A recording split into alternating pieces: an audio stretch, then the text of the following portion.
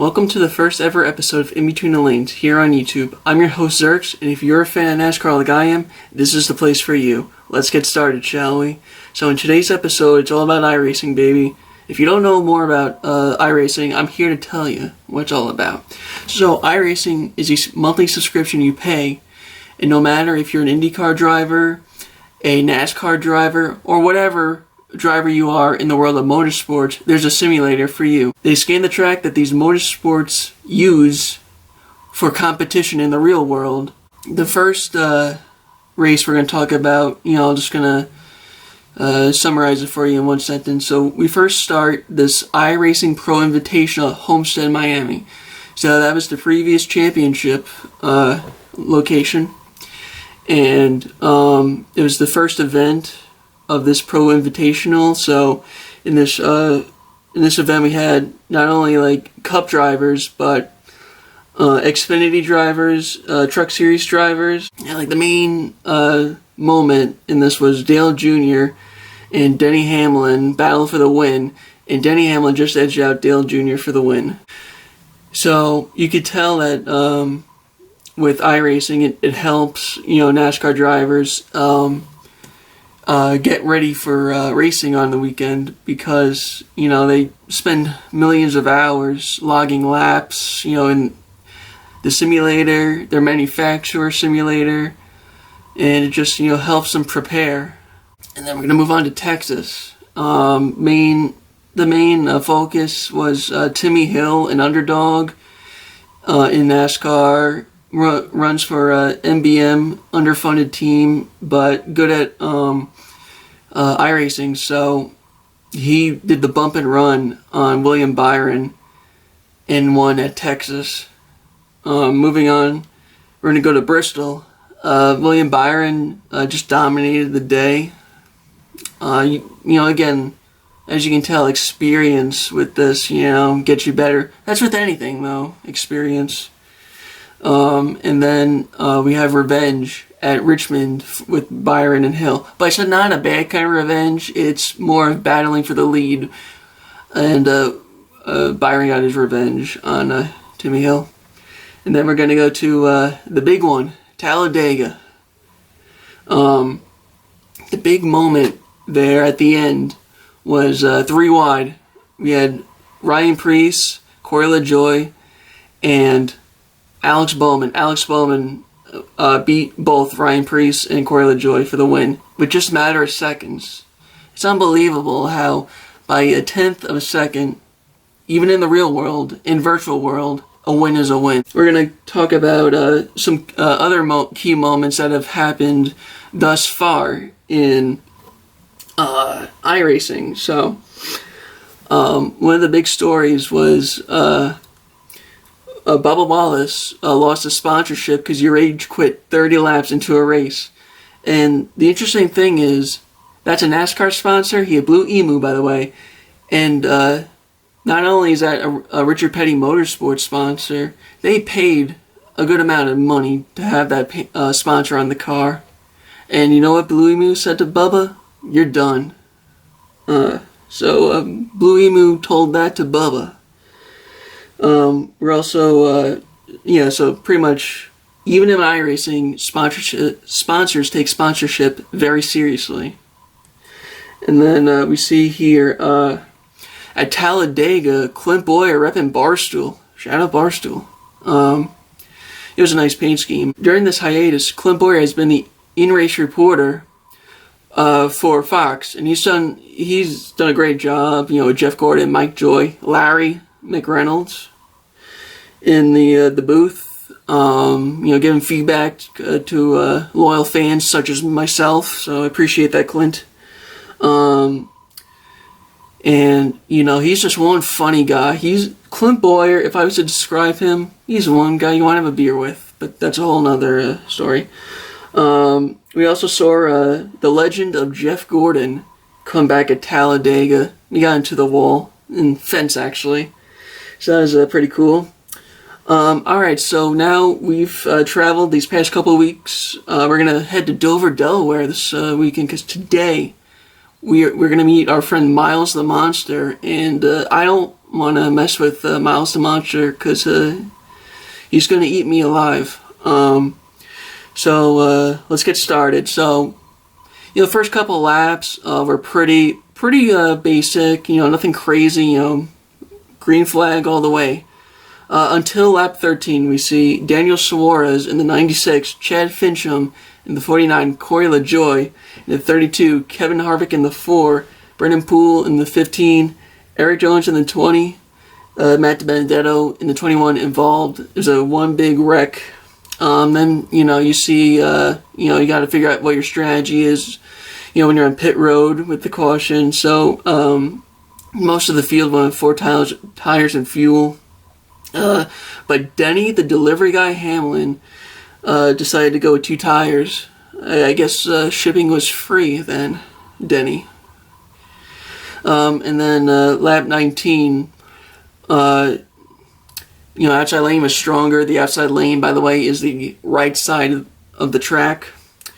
And we see a caution. Timmy Hill turned Parker Kligerman.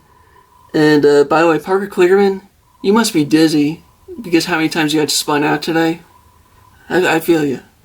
But anyway, the main thing of that was, as a result of that, the top 4 stayed out on the track. That was Joey Logano, William Byron, Landon Castle, and Kurt Busch, while everyone else pitted. So, again, strategy is very key, not only, like I said, in iRacing, but the real NASCAR. And then, of course, William Byron took the lead. Now we see another caution. So this looks to be the 3rd caution, 2nd or 3rd, actually. We see teammates of Joe Gibbs, Eric Jones, and Rowdy Busch crash. Shout out Rowdy Busch.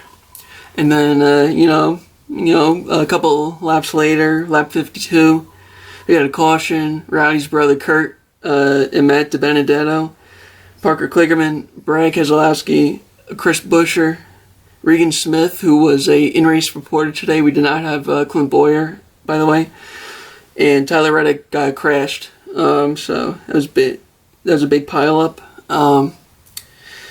Lap 60, we see Joey Logano got loose, and what loose means is kind of like kind of like spinning a little bit in the back end of the car, and it's almost like it lost control of it. And then our next caution came at lap 73. J.J. Yaley and a blown engine. And then free pass went to Corey LaJoie. So with the free pass, you get back on the lead lap, by the way, if anyone was asking. 4 tires and fuel was the main service on pit road for drivers. 73 to go, so we're halfway to 150 laps. We see Jimmy, the 7-time Cup champion, hit the wall.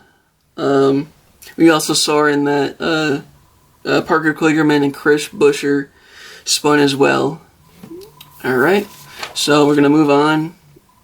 During the broadcast they mentioned 16 laps was the longest green flag, so uneventful really. When green flag, just battle for position was really it. Timmy Hill was up there leading some laps. Byron took over as leader, and you just ran away with it.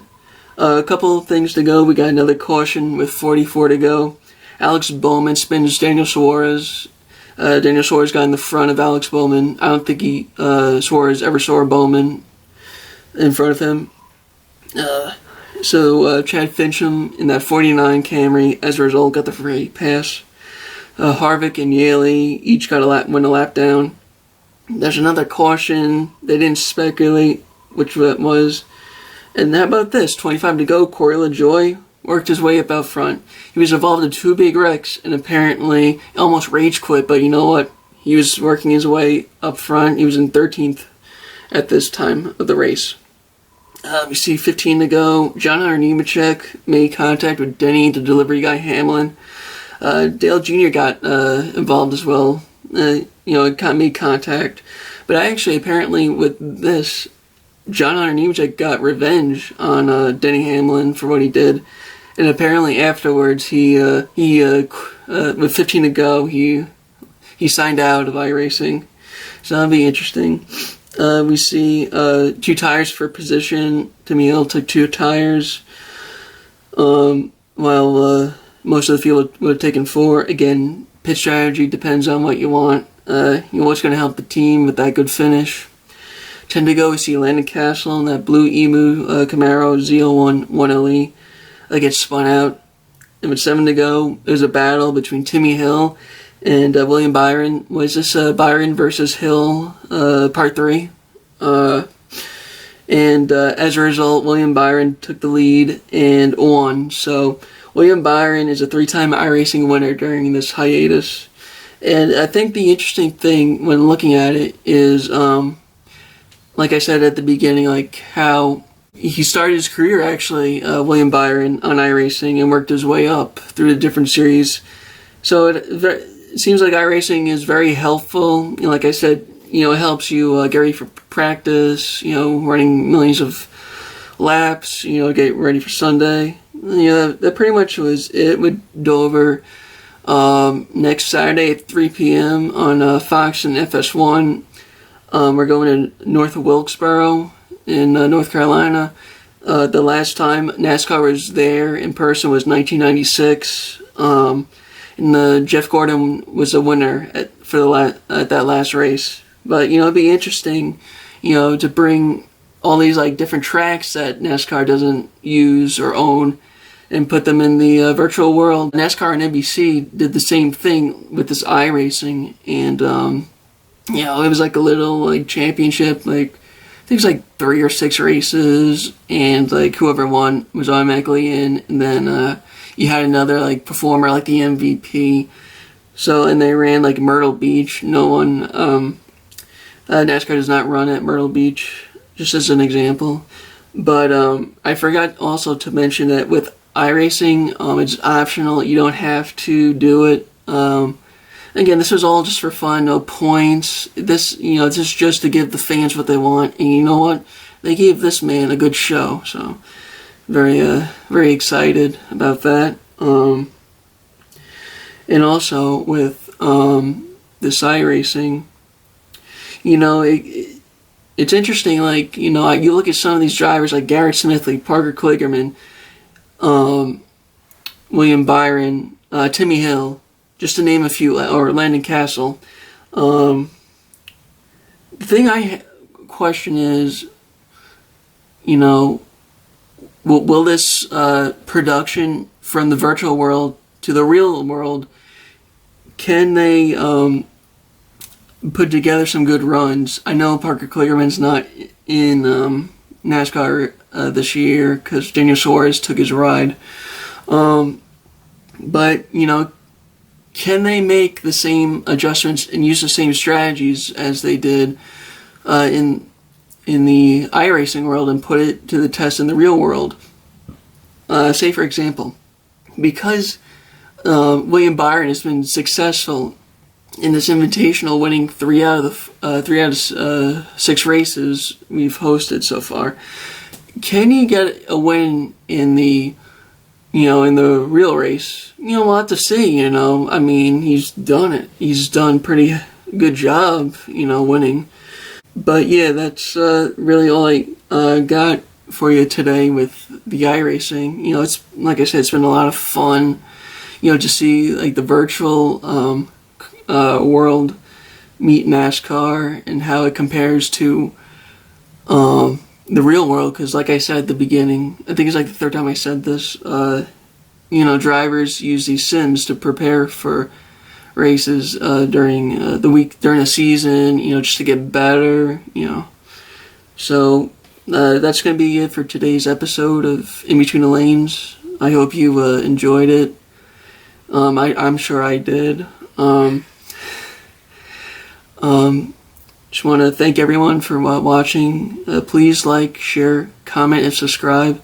Also, down in the comments section down below, let me know outside of NASCAR racing, besides me giving you the highlights and the key analysis of a truck race, an Xfinity race, and a Cup race, what else dealing with NASCAR besides the racing would you like to see me do? Let me know in the comments section down below.